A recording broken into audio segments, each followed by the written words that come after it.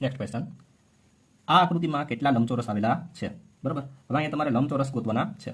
તો લંબચોરસ ગોતવા માટે જોવા જઈએ તો તમને આ જે ચોકડી આપેલી છે કન્ફ્યુઝ કરવા માટે આપેલી છે. આ ચોકડીને આપણે દૂર કરી નાખીએ તો આકૃતિ કંઈક તમને આ રીતની દેખાશે. બરાબર. આ ચોકડીની જરૂર ક્યારે પડે? તો કે જ્યારે આપણે ત્રિકોણ ગણવાના કીધા હોય ત્યારે આ ચોકડીની જરૂર પડે. પણ અહીંયા આપણને કઈ આકૃતિ ગોતવાની કીધી છે? લંબચોરસ ગોતવાની કીધી છે. ઇટ મીન્સ કે અહીંયા કંઈ ચોકડીનું કામ છે નહીં. હવે આ ચોકડીને આપણે દૂર કરીએ તો આકૃતિ કંઈક આવી દેખાશે તમને. બરાબર. હવે અહીંયા તમે જોશો તો લંબચોરસ ફાઇન્ડ કરવાના છે. તો તમે જોશો તો એક અંદર છે. બરાબર. તો આને આપણે કેમ ગણીએ કે આ એક લંબચોરસ, આ બીજું લંબચોરસ, અને આ મોટું જોઈએ તો કેટલા છે? 3 લંબચોરસ છે. 1, 2 અને 3. બરાબર. તો આ તો 3 લંબચોરસ થઈ ગયા. સેમ વસ્તુ તમે મોટામાં જુઓ તો આ એક લંબચોરસ, આ બીજું લંબચોરસ, અને આમ જોવા જઈએ તો ત્રીજું લંબચોરસ. એટલે ફરી પાછા 3 લંબચોરસ થયા. તો 3 ને 3 ટોટલ કેટલા આવશે? 6 લંબચોરસ આવશે. ક્લિયર? તો આપણો આન્સર કેટલો થઈ જશે? 6.